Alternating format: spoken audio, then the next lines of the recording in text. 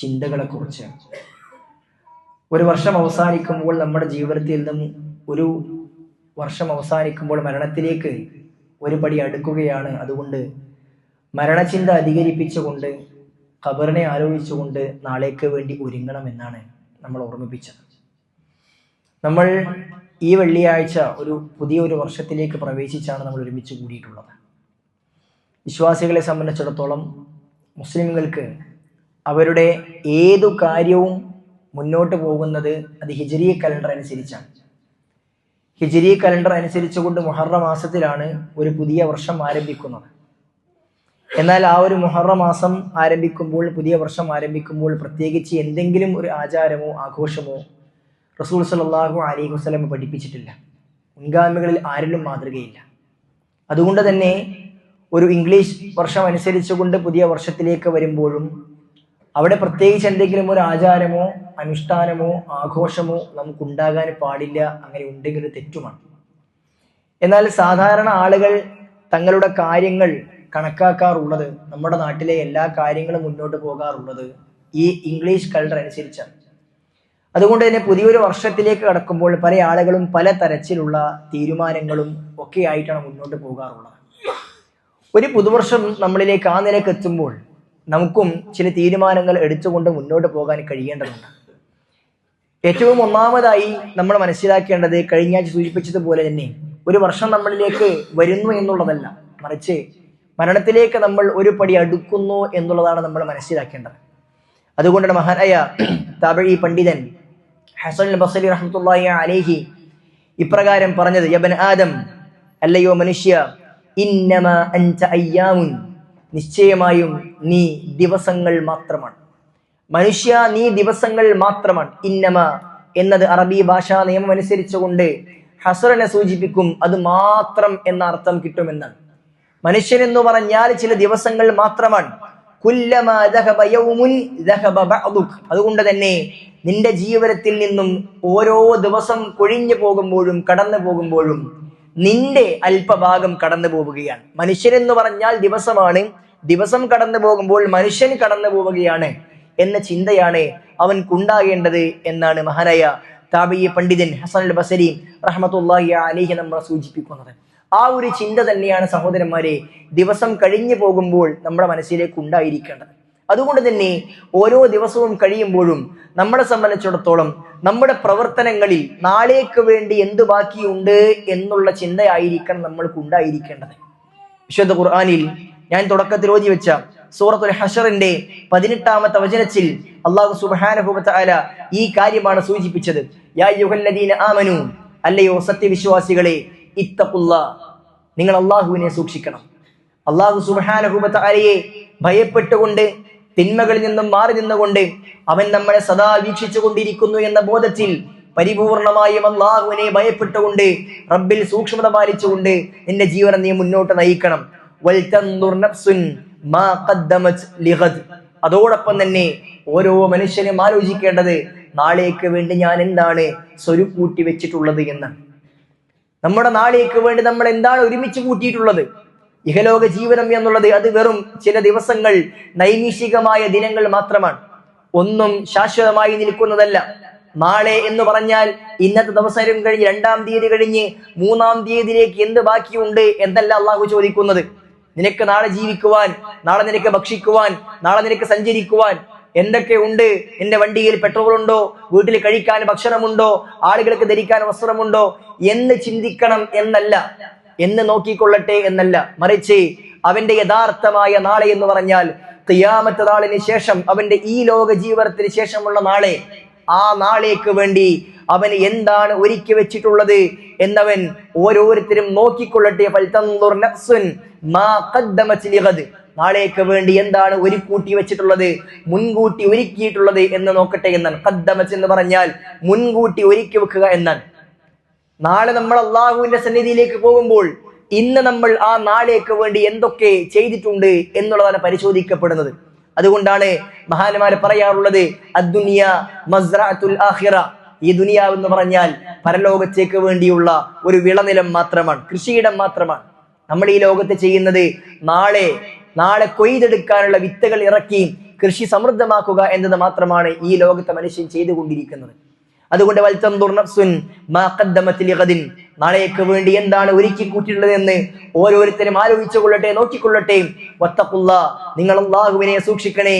കാരണം ഇന്നല്ലാഹ ഖബീറുൻ ബിമാ തഅമലൂൻ, അല്ലാഹു സുബ്ഹാനഹു വ തആല നിങ്ങൾ ചെയ്യുന്ന പ്രവൃത്തികളെ കുറിച്ച് ഖബീറാണ്.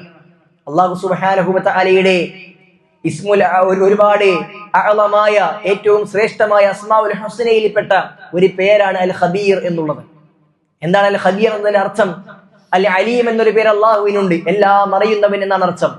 അൽ ഖബീർ എന്ന് പറഞ്ഞാൽ സൂക്ഷ്മജ്ഞാനി എന്നാണ്. വളരെ മൈന്യൂട്ടായ, എത്രയും ചെറിയ കാര്യങ്ങൾ വരെ അറിയുന്നവനാണ് എന്നാണ്. സമാനമായ റബ്ബിന് മറ്റൊരു പേരുണ്ട് അൽ ലത്തീഫ് എന്നാണ്, നിഗൂഢജ്ഞാനി എന്നതിന്റെ അർത്ഥം. എന്ന് പറഞ്ഞാൽ അള്ളാഹു അലീമാണ്, അള്ളാഹു ഖബീറാണ്, അള്ളാഹു ലത്തീഫാണ്. അള്ളാഹു സുബ്ഹാനഹു വ തആല അറിയാത്തതായി ഏത് ലോകത്തും ഒരു കാര്യവും ഉണ്ടാകുന്നില്ല എന്നാണ്. നമ്മൾ ചെയ്യുന്ന പ്രവൃത്തികൾ എല്ലാം റബ്ബ് സുബ്ഹാനഹു വ തആല കൃത്യമായി അറിയുന്നുണ്ട്. അത് നമ്മൾ പബ്ലിക്കിൽ ചെയ്യുന്ന കാര്യങ്ങൾ മാത്രമല്ല, ആളുകൾക്ക് മുമ്പിൽ ചെയ്യുന്ന പ്രവർത്തനങ്ങൾ മാത്രമല്ല, ആരോരും അറിയാതെ നമ്മൾ ചെയ്യുന്ന കാര്യങ്ങളും അള്ളാഹു അറിയുന്നുണ്ട്. നമ്മൾ ചെയ്യുന്ന കാര്യങ്ങൾ മാത്രമല്ല, നമ്മൾ ചിന്തിക്കുന്ന കാര്യങ്ങൾ കൂടി അള്ളാഹു അറിയുന്നുണ്ട്. യഅലമു ഖായിനത്തുൽ അയുൻ വമാ തുഖ്ഫി സുദൂർ, നിങ്ങളുടെ കണ്ണിന്റെ കട്ടുനോട്ടങ്ങൾ അള്ളാഹു അറിയുന്നുണ്ട്. നടന്നു നീങ്ങവേ നമ്മൾ കുടുംബത്തിന്റെ കൂടെയാണ്, നമ്മൾ വളരെ നല്ല നിലയിൽ മുന്നോട്ട് പോകുന്നുണ്ട്. എതിരെ വരുന്ന ഒരു പെണ്ണിനെ അവളുടെ നഗ്നതയിലേക്ക് നമ്മൾ ഇടം കണ്ടിട്ട് നോക്കിയിട്ടുണ്ടെങ്കിൽ ആ നോട്ടം അള്ളാഹു അറിയുന്നുണ്ട്. നമ്മളൊരു സിനിമാ പോസ്റ്ററിലേക്ക്, അനാവശ്യമായ കാര്യങ്ങളിലേക്ക് നമ്മൾ ചുറ്റുമുള്ള ആളുകൾ അറിയാതെ നമ്മൾ നോക്കുന്നുണ്ടെങ്കിൽ ആ നോട്ടം അള്ളാഹു അറിയുന്നുണ്ട്. വമാ തുഖ്ഫി സുദൂർ, നിങ്ങളുടെ മനസ്സിനകത്ത്, നിങ്ങളുടെ ഹൃദയത്തിനകത്ത് നിങ്ങൾ ഒളിപ്പിച്ചു വെക്കുന്നത്, ചിന്തിച്ചു കൂട്ടുന്നത് അള്ളാഹു സുബ്ഹാനഹു വ തആല അറിയുന്നുണ്ട്. ആരും അറിയില്ല. നമ്മളൊക്കെ ചെയ്തു കഴിഞ്ഞാൽ, ഇങ്ങനെ ചിന്തിച്ചാൽ ഞാനൊക്കെ നല്ല വ്യക്തിയാണ് എന്ന് ആളുകൾക്ക് തോന്നും എന്ന ചിന്തയുടെയും വിചാരത്തിന്റെയും ആവശ്യം നമുക്കില്ല എന്നാണ് അള്ളാഹു സുബ്ഹാനഹു വ തആല ഓർമ്മപ്പെടുത്തുന്നത്. അതുകൊണ്ട് സഹോദരന്മാരെ, ആ നാളേക്ക് വേണ്ടി എന്തൊക്കെ ഒരുക്കി കൂട്ടിയിട്ടുണ്ട് എന്ന് ചിന്തിച്ച് മുന്നോട്ട് പോകാനായിരിക്കണം നമ്മൾക്ക് കഴിയേണ്ടത്. അതുകൊണ്ട് തന്നെ ഒരു പുതിയ വർഷത്തിലേക്ക് കടക്കുമ്പോൾ നമ്മൾ ഭൗതികമായി പല തീരുമാനങ്ങളും എടുക്കാറുണ്ട്. പിന്നെ ബിസിനസ്സുകാരനെ സംബന്ധിച്ചിടത്തോളം അവന്റെ കണക്കുകൾ അവന് പരിശോധിക്കും.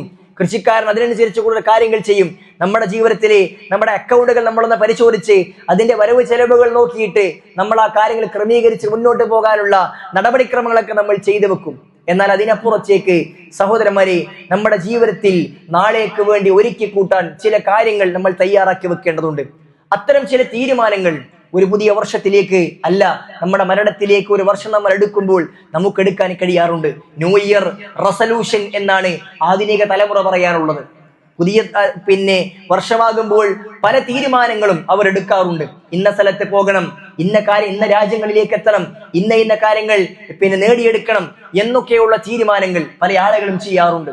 സഹോദരന്മാരെ, നമ്മളെ സംബന്ധിച്ചിടത്തോളം പരലോകത്തിന് വേണ്ടി ചില റെസല്യൂഷനുകൾ, ചില തീരുമാനങ്ങൾ, ചില ഒരുക്കിക്കൂട്ടലുകൾ ഉണ്ടാക്കിയെടുക്കുവാൻ നമ്മൾക്ക് കഴിയേണ്ടതുണ്ട്. അത്തരത്തിൽ ചില ചിന്തകൾ നമ്മുടെ മനസ്സിലേക്ക് വരേണ്ടതുണ്ട്. സഹോദരന്മാരെ, ആ കാര്യങ്ങൾ, ഏതൊക്കെ തീരുമാനങ്ങൾ നമ്മൾ എടുക്കേണ്ടതുണ്ട് എന്നതാണ് സൂചിപ്പിക്കാനുള്ളത്. പ്രധാനമായും ചില കാര്യങ്ങൾ നമ്മൾ ഉണ്ടാക്കിയെടുക്കണം. അതിൽ ഏറ്റവും ഒന്നാമത്തേത്, നിർബന്ധമായ നമസ്കാരങ്ങൾക്ക് നമ്മൾ ഒരിക്കലും ഒരു വിട്ടുവീഴ്ചയും നൽകില്ല എന്ന തീരുമാനം നമുക്ക് എടുക്കാൻ കഴിയണം.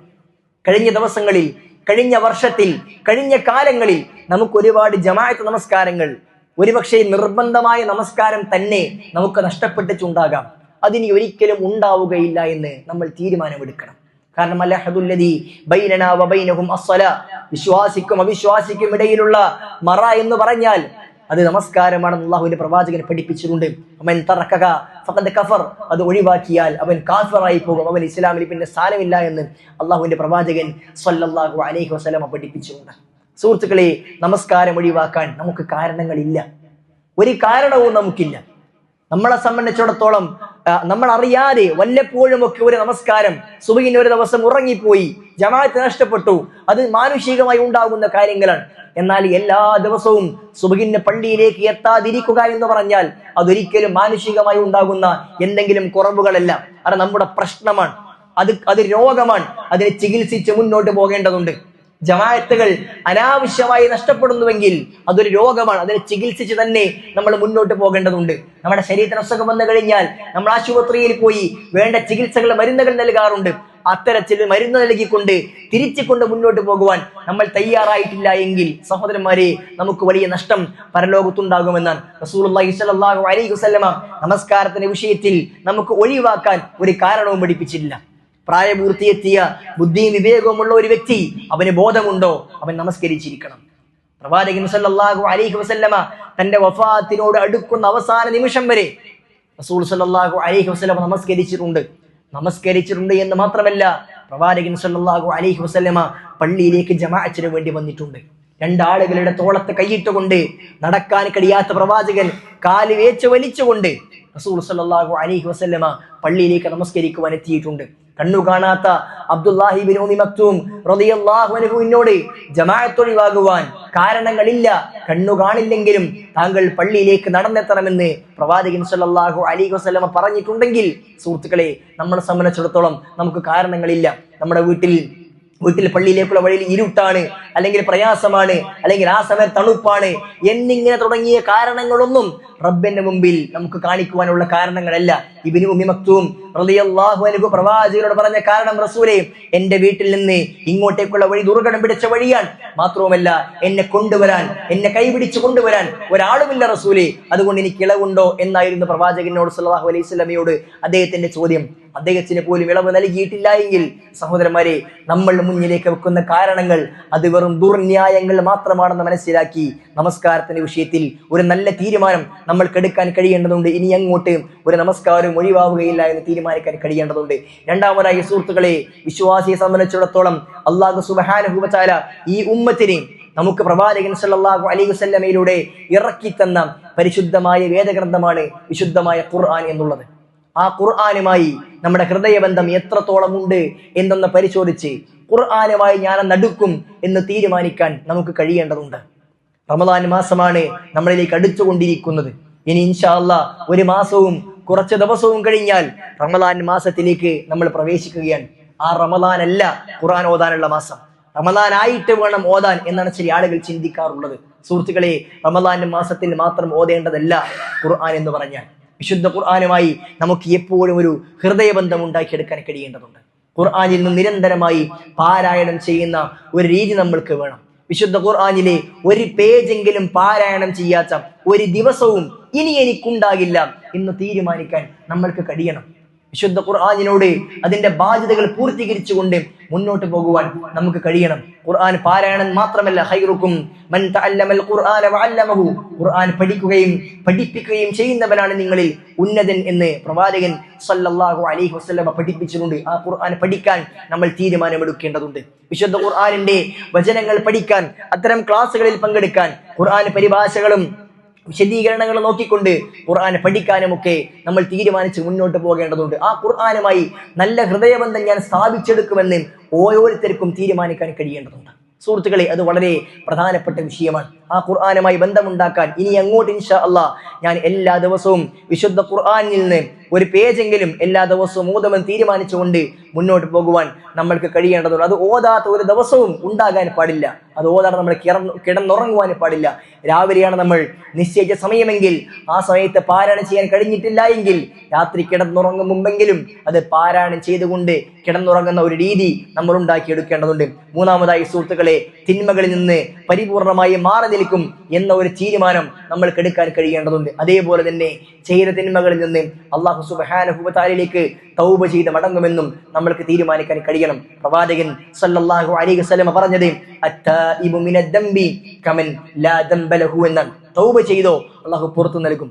എത്ര പാപങ്ങൾ ഉണ്ടെങ്കിലും അല്ലാഹു സുബ്ഹാനഹു വ തആലയുടെ മുമ്പിലേക്ക് കരഞ്ഞ് കണ്ണുനീർ വാർച്ചുകൊണ്ട് ഇരു കരങ്ങൾ നീട്ടിയാൽ അല്ലാഹു സുബ്ഹാനഹു വ തആല ആ കൈകൾ തട്ടിമാറ്റുകയില്ല. അതുകൊണ്ട് അല്ലാഹുവിലേക്ക് നമ്മൾ ചെയ്ത പാപങ്ങളെല്ലാം പരിപൂർണമായും റബ്ബിലേക്ക് ഏറ്റുപറഞ്ഞുകൊണ്ട് നമ്മൾ തൗബ ചെയ്ത് മടങ്ങാൻ സന്നദ്ധമാകണം. അതേപോലെ തന്നെ ഇനിയൊരു തിന്മ ഞാൻ ചെയ്യില്ല എന്ന തീരുമാനമെടുത്തുകൊണ്ട് മുന്നോട്ട് പോകുവാൻ, ഹറാമുകളിൽ നിന്ന് പരിപൂർണമായി മാറി നിൽക്കുമെന്ന് തീരുമാനിക്കുവാൻ നമ്മൾക്ക് കഴിയേണ്ടതുണ്ട്. നാലാമതായി സുഹൃത്തുക്കളെ, സാമ്പത്തിക രംഗത്തെ സൂക്ഷ്മത നമ്മൾ പാലിക്കേണ്ടതുണ്ട്. സാമ്പത്തിക രംഗം നമ്മുടെ പരലോകം നഷ്ടപ്പെടുത്തി കളയുന്ന വളരെ പ്രധാനപ്പെട്ട ഒരു കാര്യമാണ്. പ്രവാചകൻ സല്ലല്ലാഹു അലൈഹി വസല്ലമ സമ്പത്തുമായി ബന്ധപ്പെട്ട വിഷയത്തിൽ പ്രവാചകന് വലിയ താക്കീത് നൽകിയിട്ടുണ്ട്. നിങ്ങൾക്ക് എങ്ങനെയെങ്കിലും സമ്പാദിക്കാം എന്നല്ല പ്രവാചകനെ പറഞ്ഞത്. നിങ്ങൾ സമ്പാദിക്കുമ്പോൾ അത് ഹലാലായിരിക്കണമെന്ന് പ്രവാചകനെ പഠിപ്പിച്ചിട്ടുണ്ട്. കാരണം പരലോകത്ത് അല്ലാഹു സുബ്ഹാനഹു വ തആല ഒരടിമയോട് ചോദിക്കുന്ന, നിർബന്ധമായും ചോദിക്കുന്ന 5 കാര്യങ്ങൾ, ആ 5 കാര്യങ്ങൾ ചോദിച്ച് അതിനുത്തരം പറഞ്ഞിട്ടല്ലാതെ അടിമക്ക് അവന്റെ കാലടി മുന്നോട്ട് വെക്കാൻ കഴിയില്ല എന്ന് പ്രവാചകനെ പറഞ്ഞ 5 കാര്യങ്ങളിൽ 2 സമ്പത്തിന്റെ വിഷയമാണ്. അവന്റെ സമ്പത്തിനെ കുറിച്ച് മിൻ ഐനക്തസബഹു വഫീമ അൻഫഖഹു, അവൻ എങ്ങനെ സമ്പാദിച്ചു എന്നും എന്തിൽ ചെലവഴിച്ചു എന്നും അള്ളാഹുവിന്റെ ചോദ്യം ഉണ്ടാകും. അത് നിസാരമായ ചോദ്യമല്ല. സമ്പത്തിന്റെ വിഷയത്തിൽ സുഹൃത്തുക്കളെ വലിയ സൂക്ഷ്മത നമുക്ക് ആവശ്യമാണ്. ആധുനിക കാലഘട്ടം സമ്പത്ത് എങ്ങനെയെങ്കിലും നേടിയെടുത്താൽ മതി എന്ന ചിന്തയിലാണ് ആളുകൾ ഉള്ളത്. എങ്ങനെയെങ്കിലും സമ്പത്ത്, ഒരു വാഹനം വേണം അതിന് ലോൺ എടുക്കാം, ഒരു വീട് വേണം അതിന് ലോൺ എടുക്കാം. സാമ്പത്തികമായ ക്രയവിക്രയങ്ങളിൽ ഹലാലും ഹറാമും പരിശോധിക്കാത്ത അവസ്ഥാവിശേഷം സമൂഹത്തിൽ വല്ലാതെയുണ്ട്. അതൊന്നും വലിയ വിഷയമായിട്ട് ആളുകൾ കാണുന്നില്ല. വളരെ ഗുരുതരമായ വിഷയമാണ്. ഒരാൾ വ്യഭിചരിച്ചു കഴിഞ്ഞാൽ അതൊക്കെ നമ്മൾ വലിയ സംഭവമായിട്ട് തിന്മയായിട്ട് കാണാറുണ്ട്. മദ്യപിച്ചു കഴിഞ്ഞാൽ വലിയ തിന്മയായി കാണാറുണ്ട്. പക്ഷേ ഒരു മനുഷ്യൻ ലോൺ എടുത്തിട്ടൊരു കാറ് വാങ്ങിയാൽ അതൊരു വലിയ വിഷയമായിട്ട് ആളുകൾ കാണുന്നില്ല. യഥാർത്ഥത്തിൽ ആദ്യം പറഞ്ഞ 2 കാര്യങ്ങളെക്കാൾ ഗുരുതരമാണ് ആ വിഷയം. പലിശയുമായുള്ള ബന്ധം വൻ പാപങ്ങളിൽ പെട്ടതാണ് എന്നാണ് റസൂൽ സല്ലല്ലാഹു അലൈഹി വസല്ലം പഠിപ്പിച്ചത്. നിസാരമായി നമ്മൾ കാണേണ്ടതില്ല. അതേപോലെ തന്നെ സമ്പത്തിന്റെ ക്രയവിക്രയത്തിൽ യാതൊരു അടിസ്ഥാനവുമില്ലാത്ത അവസ്ഥ ഉണ്ടാകുവാൻ പാടില്ല. സമ്പത്ത് നമുക്ക് ഉള്ളതനുസരിച്ചുകൊണ്ട് മാത്രം ചെലവഴിക്കുവാൻ നമ്മൾക്ക് കഴിയേണ്ടതുണ്ട്. ഉള്ളതിൽ തൃപ്തിപ്പെടുക, അൽ ഖനാഅ എന്ന് പറഞ്ഞാൽ ഉള്ളതിൽ തൃപ്തിപ്പെടലാണ്. ഉള്ളതിൽ തൃപ്തിപ്പെട്ടുകൊണ്ട് ജീവിക്കാൻ കഴിയുന്നത് തഖ്വയുടെ ഒരു അടയാളമായിട്ടാണ് അലി റളിയല്ലാഹു അൻഹു പഠിപ്പിച്ചത്. നമ്മൾക്ക് എത്രയാണോ ഉള്ളത് അതിനനുസരിച്ചുള്ള ചെലവ് മതി. വരവിനേക്കാൾ കൂടിയ ചെലവ് നമ്മൾ ഒരിക്കലും ഉണ്ടാക്കേണ്ടതില്ല. അതുണ്ടാക്കുമ്പോഴാണ് നമ്മൾ സാമ്പത്തികമായ വിഷയത്തിൽ നമ്മൾ പരാജയമാകുന്നത്. ഒരുപാട് ചിലവുകളുണ്ട്, വരവുകൾ ഒക്കുന്നില്ല, എന്നിട്ട് ആളുകളുടെ കടം വാങ്ങുകയാണ്. കടം വാങ്ങുന്നു, കയ്യും കണക്കുമില്ലാതെ കടം വാങ്ങി, ആരോടൊക്കെ വാങ്ങി എന്ന് പോലും കണക്കില്ലാത്ത ആളുകൾ. എന്നിട്ട് ആളുകൾ ചോദിച്ചു കഴിഞ്ഞ് പിന്നെ കൊടുക്കാതെ മാറി നിൽക്കുന്ന, ആളുകളെ തെറ്റി നിൽക്കുന്ന, ബന്ധം മുറിയുന്ന അവസ്ഥാവിശേഷങ്ങളൊക്കെ സമൂഹത്തിൽ ഉണ്ടാകുന്നത് നമ്മുടെ ക്രയവിക്രയങ്ങൾ മോശമാകുന്നത് കൊണ്ടാണ്. അതുകൊണ്ട് സുഹൃത്തുക്കളെ, സാമ്പത്തികമായ വിഷയത്തിൽ ഞാൻ അല്ലാഹുവെ സൂക്ഷിക്കും എന്ന തീരുമാനം നമ്മൾക്ക് എടുക്കാൻ കഴിയേണ്ടതുണ്ട്. 5-ാമതായി കുടുംബ ബന്ധങ്ങളുടെ വിഷയത്തിൽ, അതേപോലെ പെരുമാറ്റങ്ങളുടെ വിഷയത്തിൽ ഒരു നല്ല തീരുമാനം നമ്മൾക്കുണ്ടായിരിക്കാൻ നമ്മൾ തീരുമാനിക്കേണ്ടതുണ്ട്. ബന്ധം മുറിഞ്ഞു പോയിട്ടുണ്ടെങ്കിൽ ആ മുറിഞ്ഞു പോയ ബന്ധം ഞാൻ ഇൻഷാ അല്ലാഹ് വരും ദിവസം അത് നന്നാക്കിയെടുക്കുമെന്ന് ഈ ഒരു പുതിയ വർഷത്തിൽ നമുക്ക് തീരുമാനിക്കാൻ കഴിയേണ്ടതുണ്ട്. നമ്മൾ തെറ്റി നിൽക്കുന്ന കുടുംബത്തിലോ വ്യക്തിബന്ധത്തിലോ ഉള്ള ഒരാൾ പോലും ഇല്ല എന്ന് നമുക്ക് ഉറപ്പിക്കാൻ കഴിയണം. തെറ്റി നിൽക്കുക എന്നുള്ള സുഹൃത്തുക്കൾ ഒരിക്കലും നിസാരമായ കാര്യമില്ല. പ്രവാചകൻ സ്വല്ലല്ലാഹു അലൈഹി വസല്ലം പഠിപ്പിച്ചത് ലാ യഹ്ലു ലിംറിഇൻ അയ്യഹ്ജുറ അഖാഹു ഫൗക 3 ലയാൽ, ഒരു മനുഷ്യനും 3 രാവിൽ കൂടുതൽ ഒരാളുമായി തെറ്റി നിൽക്കുവാൻ ഇസ്ലാം അംഗീകരിക്കുന്നില്ല, അനുവദിക്കുന്നില്ല. മാനുഷികമായി പ്രശ്നങ്ങൾ ആളുകൾക്കിടയിൽ ഉണ്ടാകും. ആ പ്രശ്നങ്ങൾ ഉണ്ടാകുമ്പോൾ ഒരുപക്ഷെ മാറി നിൽക്കലും തെറ്റി നിൽക്കലും സ്വാഭാവികമാണ്. പക്ഷേ ആ തെറ്റി നിൽക്കൽ എന്നേക്കുമാകാൻ പാടില്ല. അതിന്റെ കൂടിയ പരിധി പരമാവധി 3 ദിവസമാണ് എന്നാണ് പ്രവാചകൻ സ്വല്ലല്ലാഹു അലൈഹി വസല്ലം പഠിപ്പിച്ചത്. അതിനുശേഷവും തെറ്റി നിൽക്കുന്നുവെങ്കിൽ അവന്റെ കർമ്മങ്ങൾ, കുടുംബ ബന്ധമാണെങ്കിൽ അവന്റെ കർമ്മങ്ങൾ പോലും അല്ലാഹു സുബ്ഹാനഹു വ തആല സ്വീകരിക്കില്ല എന്ന് നമ്മൾ മനസ്സിലാക്കേണ്ടതുണ്ട്. അതുകൊണ്ട് കുടുംബ ബന്ധം തെറ്റി നിൽക്കേണ്ടത്, അത് ചേർത്ത് നിൽക്കേണ്ടതാണ്. പ്രവാചകൻ സ്വല്ലല്ലാഹു അലൈഹി വസല്ലം പഠിപ്പിച്ചത് കുടുംബ ബന്ധത്തിന് അല്ലാഹുമായാണ് ബന്ധമുള്ളത്. അള്ളാഹുവിന്റെ അർശ് പിടിച്ചുകൊണ്ട് കുടുംബ ബന്ധം ചോദിച്ചിട്ടുണ്ട്. അള്ളാഹുവേ, ഞാനുമായി ബന്ധം ചേർക്കുന്നവനുമായി മാത്രമേ നീ ബന്ധം ചേർക്കാൻ പാടുള്ളൂ, ഞാനുമായി ബന്ധം മുറിക്കുന്നവനെ നീ ബന്ധം മുറിക്കണം റബ്ബേ എന്ന് അള്ളാഹുവോട് കുടുംബ ബന്ധം ചോദിക്കുകയും അള്ളാഹു സുബ്ഹാനഹു വ തആല അത് അംഗീകരിച്ചു കൊടുക്കുകയും ചെയ്തിട്ടുണ്ട് എന്ന് റസൂൽ സല്ലല്ലാഹു അലൈഹി വസല്ലമ നമ്മളെ പഠിപ്പിച്ചിട്ടുണ്ട്. അതുകൊണ്ട് കുടുംബ ബന്ധത്തിന്റെ വിഷയത്തിൽ നല്ല ഒരു തീരുമാനമെടുക്കാൻ, കുടുംബവുമായി കൊണ്ട് ചേർന്ന് നിൽക്കുവാൻ, അടുത്തതും അഗതമായ ആളുകളുമായി കൊണ്ട് എപ്പോഴും നല്ല ബന്ധം കീപ്പ് ചെയ്യുവാൻ നമ്മൾ കഴിയേണ്ടതുണ്ട്. നിസാരമായ കാരണങ്ങൾക്ക് വേണ്ടി തെറ്റുന്ന അവസ്ഥ ഉണ്ടാകുവാൻ പാടില്ല. അടുക്കാനും വേണ്ടി വാട്സാപ്പ് ഗ്രൂപ്പ് ഉണ്ടാക്കുകയും പരസ്പരം തല്ലുകൾ ഗ്രൂപ്പിൽ ഉണ്ടാവുകയും അതുവഴി കുടുംബം തെറ്റുകയും ഗ്രൂപ്പ് പിരിച്ചു വിടുകയും ചെയ്യുന്ന അവസ്ഥയാണ് ഇന്ന് ആധുനിക സമൂഹത്തിലുള്ളത്. അതൊന്നും ഉണ്ടാകുവാൻ പാടില്ല. കുടുംബ ബന്ധത്തെ ചേർത്ത് മുന്നോട്ട് പോകുവാൻ നമ്മൾക്ക് കഴിയേണ്ടതുണ്ട്. 6-ാമതായി സുഹൃത്തുക്കളെ, നമ്മുടെ കയ്യിലുള്ള അധികാര പരിധിയെ ഏറ്റവും നന്നായി വിനിയോഗിക്കുവാൻ നമ്മൾക്ക് കഴിയേണ്ടതുണ്ട്. റസൂലുള്ളാഹി സ്വല്ലല്ലാഹു അലൈഹി വസല്ലം പഠിപ്പിച്ചില്ലേ, കുല്ലുക്കും റാഇൻ വ കുല്ലുക്കും മസ്ഊലുൻ അൻ റഇയതിഹി, നിങ്ങൾ ഓരോരുത്തരും കൈകാര്യകർത്താക്കളാണ്. നിങ്ങൾക്ക് അവകാശങ്ങളുണ്ട്, നിങ്ങൾക്ക് അധികാരങ്ങളുണ്ട്. ഒരു വ്യക്തി ഏത് വിഷയത്തിലാണ് അവന് അധികാരമുള്ളത് ആ അധികാരത്തിന്റെ വിഷയത്തിൽ സൂക്ഷ്മത പാലിക്കുവാൻ കഴിയേണ്ടതുണ്ട്. അനർഹമായത് നേടിയെടുക്കുവാൻ നമ്മൾ മുതിരാൻ പാടില്ല. അനർഹമായത് ആർക്കെങ്കിലും നേടിക്കൊടുക്കുവാനും നമ്മൾ അധികാരം കൊണ്ട് നമ്മൾ ചെയ്തുകൂടാ. നമ്മുടെ മക്കൾക്കിടയിൽ നീതി പാലിക്കാൻ കഴിയേണ്ടതുണ്ട്. മാതാപിതാക്കൾ മക്കളുടെ വിഷയത്തിൽ, കുടുംബത്തിന്റെ വിഷയത്തിൽ അധികാരമുള്ളവരാണ്. ഒരു മകന് മാത്രം ചിലത് കൊടുക്കുക, മറ്റേ മകന് മകൾക്ക് ആവശ്യമായത് കൊടുക്കാതിരിക്കുക, അത് അനീതിയാണ്. അത് ഉണ്ടാകുവാൻ പാടില്ല. മക്കൾക്കിടയിൽ നീതി ഉണ്ടാകേണ്ടതുണ്ട്.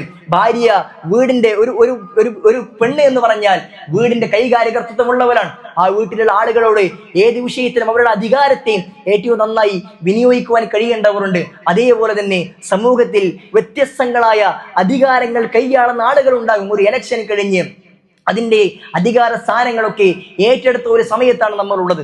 ഈ സന്ദർഭത്തിൽ നമ്മൾ എല്ലാവരും മനസ്സിലാക്കേണ്ട കാര്യമാണ്, നമുക്കൊരു അധികാരമുണ്ടെങ്കിൽ നമ്മൾ ആ അധികാരത്തെ ഏറ്റവും നന്നായി കൊണ്ട് വിനിയോഗിച്ചിട്ടില്ല എങ്കിൽ റബ്ബിന്റെ മുമ്പിൽ നമ്മൾ ചോദ്യത്തിന് ഉത്തരം പറയാൻ കഴിയാത്തവരെ നമ്മൾ മാറുകയാണ്. അതുകൊണ്ട് തന്നെ സുഹൃത്തുക്കളെ, അനർഹമായതൊന്നും നേടിയെടുക്കില്ല എന്നും അനർഹമായതൊന്നും ഞാൻ നേടിക്കൊടുക്കില്ല എന്നും തീരുമാനിക്കുവാൻ ഓരോരുത്തരും സന്നദ്ധമാകേണ്ടതുണ്ട്. റസൂലുള്ളാഹി സ്വല്ലല്ലാഹു അലൈഹി വസല്ലമ ഈ വിഷയത്തിൽ നമുക്ക് നല്ല മാതൃക കാണിച്ചു തന്നിട്ടുണ്ട്. പ്രവാചകൻ സല്ലല്ലാഹു അലൈഹി വസല്ലമയുടെ ഒരു സംഭവം ഇമാം ബുഖാരി ഉദ്ധരിക്കുന്നത് നമുക്ക് വിശാലമായി കാണുവാൻ സാധ്യമാകും. ഖുറൈശികളുടെ കൂട്ടത്തിലെ ഒരു പ്രമാണിയായ മഖ്സൂമി ഗോത്രത്തിൽപ്പെട്ട ഒരു പെണ്ണ് മോഷണം നടത്തുകയുണ്ടായി, കളവ് നടത്തുകയുണ്ടായി.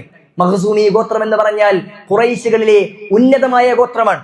സമൂഹത്തിൽ പേരും പെരുമയോട് അറിയപ്പെടുന്ന ആളുകളാണ്. അവർ ശിക്ഷിക്കാൻ പെടാൻ പാടില്ല, അവർ ആദരിക്കപ്പെടേണ്ടവരാണ്. അതുകൊണ്ട് അവർക്ക് ചില കാര്യങ്ങൾ നേടിയെടുത്തു കൊടുക്കണം എന്ന് ഖുറൈശികളിലെ ചില ആളുകൾ തീരുമാനിക്കുകയും അവർ ഒരിക്കലും ശിക്ഷിക്കുവാൻ പാടില്ല. അവർക്ക് അവകാശമുണ്ട്, ആ അവകാശമാണ് ഏറ്റവും പ്രധാനപ്പെട്ടത്, അത് അവന് കിട്ടിയിരിക്കണം. അവൾ തിന്മ ചെയ്താലും അവൾക്കത് കിട്ടിയിരിക്കണം എന്ന് ചില ആളുകൾ തീരുമാനിച്ചു. അങ്ങനെ പ്രവാചകന്റെ അടുക്കിലേക്ക് പ്രവാചകൻ റെക്കമെൻഡ് ചെയ്യാൻ വേണ്ടി മഹാനായ ഉസാമത്ത് ബിൻ സെയ്ദിനെ അവർ നിശ്ചയിക്കാൻ. മഖ്സൂമി ഗോത്രത്തിൽപ്പെട്ട വ്യക്തിയാണ് അദ്ദേഹം. ഉസാമയുടെ പ്രത്യേകത എന്താണ്? ഹിബ്ബു റസൂലുള്ളാഹി സ്വല്ലല്ലാഹു അലൈഹി വസല്ലം, പ്രവാചകൻ സ്വല്ലല്ലാഹു അലൈഹി വസല്ലമയോട് ഏറ്റവും അടുപ്പമുള്ള, പ്രവാചകന് ഏറ്റവും ഇഷ്ടമുള്ള വ്യക്തിയാണ് ഉസാമത്ത് ബിൻ സെയ്ദ് റളിയല്ലാഹു അൻഹു. ആ വ്യക്തി പോയിട്ട് പ്രവാചകനോട് റെക്കമെൻഡ് ചെയ്യാൻ വേണ്ടി അദ്ദേഹത്തെ ഈ ആളുകൾ ശട്ടം കെട്ടി വെക്കുകയാണ്. ഉസാമത്ത് ബിൻ സെയ്ദ് റളിയല്ലാഹു അൻഹു പ്രവാചകന്റെ അടുക്കിലേക്ക് പോയിക്കൊണ്ട് ഈ വ്യക്തിക്ക് വേണ്ടി റെക്കമെൻഡ് ചെയ്തു. എന്താണ് റെക്കമെൻഡേഷൻ? അനർഹമായത് നേടിക്കൊടുക്കാൻ വേണ്ടിയുള്ള റെക്കമെൻഡേഷനാണ്. പ്രവാചകൻ സല്ലല്ലാഹു അലൈഹി വസല്ലമ അപ്പോൾ പറഞ്ഞത്, അതശ്ഫഉ ഫീ ഹദ്ദിൻ മിൻ ഹുദൂദില്ലാ, അല്ലാഹുവിന്റെ ഹദ്ദിന്റെ മേലാണോ, അല്ലാഹുവിന്റെ തീരുമാനത്തിന്റെ മേലാണോ നീ എന്നോട് ശഫാഅത്ത് ചെയ്യുന്നത്, റെക്കമെൻഡ് ചെയ്യുന്നത് എന്ന് പ്രവാചകൻ സല്ലല്ലാഹു അലൈഹി വസല്ലമ കോപത്തോടു കൂടി ആ മനുഷ്യന്റെ മുഖത്ത് നോക്കി പറയുകയും പ്രവാചകൻ സല്ലല്ലാഹു അലൈഹി വസല്ലമ പിന്നീട് മിമ്പറിൽ കയറി നിന്നുകൊണ്ട് പ്രവാചകൻ ഖുതുബ നടത്തുകയുണ്ടായി. എന്നിട്ട് പ്രവാചകൻ പറഞ്ഞു, ഇന്നമാ അഹ്ലക്കല്ലദീന ഖബലകും അന്നഹും കാനൂ ഇദാ സറഖ ഫീഹിം ശരീഫു തറകൂഹു വഇദാ സറഖ ഫീഹിം ദഈഫു അഖാമു അലൈഹിൽ ഹദ്ദ്. നിങ്ങളുടെ മുമ്പുള്ള ആളുകൾ അവർ നശിപ്പിക്കപ്പെടാനുണ്ടായ കാരണം എന്ന് പറഞ്ഞാൽ അവരുടെ കൂട്ടത്തിൽ പ്രമാണിമാർ, അവരുടെ കൂട്ടത്തിൽ പേരും കോയ്മയുമുള്ള ആളുകൾ, അത്തരം ആളുകൾ തിന്മ ചെയ്തു കഴിഞ്ഞാൽ, മോഷണം നടത്തി കഴിഞ്ഞാൽ, ആ ആളുകൾ തിന്മ ചെയ്തു കഴിഞ്ഞാൽ ആ തിന്മ ചെയ്ത കാര്യങ്ങൾ റെക്കമെൻഡ് ചെയ്തുകൊണ്ട് അവരെ ഒഴിവാക്കുകയും ദുർബലന്മാരായ ആളുകളെ പ്രയാസപ്പെടുത്തുകയും ചെയ്യുന്ന ആളുകൾ നിങ്ങളുടെ മുമ്പിലുണ്ടായിരുന്നു.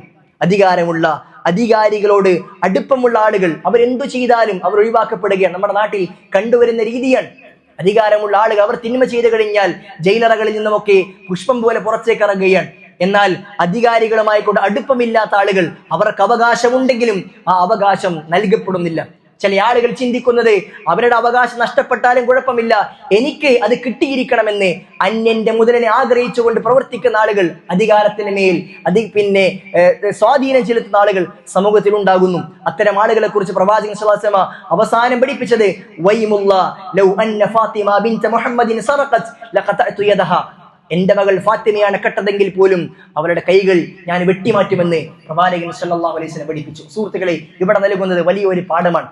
എത്ര വലിയ ആളായിരുന്നാലും ശരി, നമ്മളുമായി എത്ര ബന്ധമുള്ള ആളായിരുന്നാലും ശരി, നമുക്ക് നമ്മുടെ അധികാര പരിധി ഉപയോഗിച്ചുകൊണ്ട് നമ്മൾ ഒരാളെയും രക്ഷപ്പെടുത്തുവാൻ, മറ്റൊരാളുടെ അവകാശത്തിന്റെ മേൽ കടന്നുകയറ്റമുണ്ടാക്കുവാൻ, അനർഹമായ നേടിക്കൊടുക്കുവാൻ നമ്മൾ പരിശ്രമിക്കാൻ പാടില്ല എന്നുള്ള ഒരു കാര്യമാണ് പ്രവാചകൻ സ്വല്ലല്ലാഹു അലൈഹി വസല്ലം ഇവിടെ പഠിപ്പിക്കുന്നത്. അതുകൊണ്ട് സുഹൃത്തുക്കളെ, നമ്മൾ ഓരോരുത്തരും പലതരത്തിൽ അധികാരങ്ങളുള്ളവരാണ്.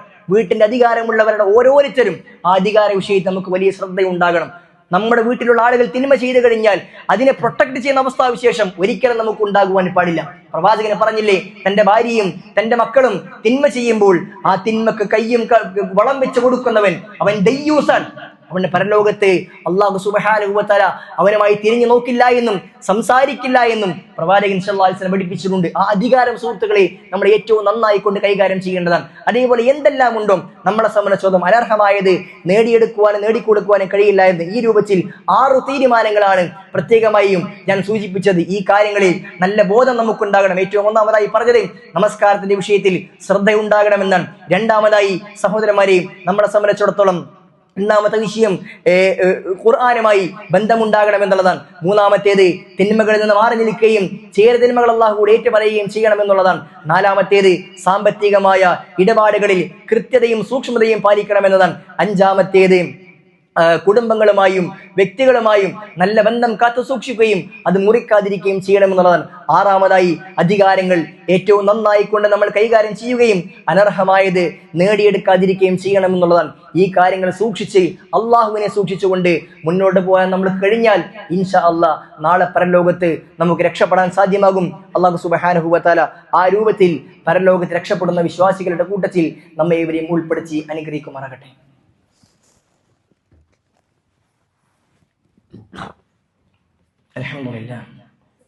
അൽഹംദുലില്ലാഹി റബ്ബിൽ ആലമീൻ. അല്ലാഹുമ്മ സല്ലി വസല്ലിം വബാരിക് അലാ മുഹമ്മദിൻ വഅലാ ആലി മുഹമ്മദ്. അല്ലാഹു സുബ്ഹാനഹു വ തആലയെ സൂക്ഷിച്ചും ശ്രദ്ധിച്ചും ജീവിക്കണമെന്ന് ഓരോരുത്തരെയും ഉണർത്തുകയാണ്, ഉപദേശിക്കുകയാണ്.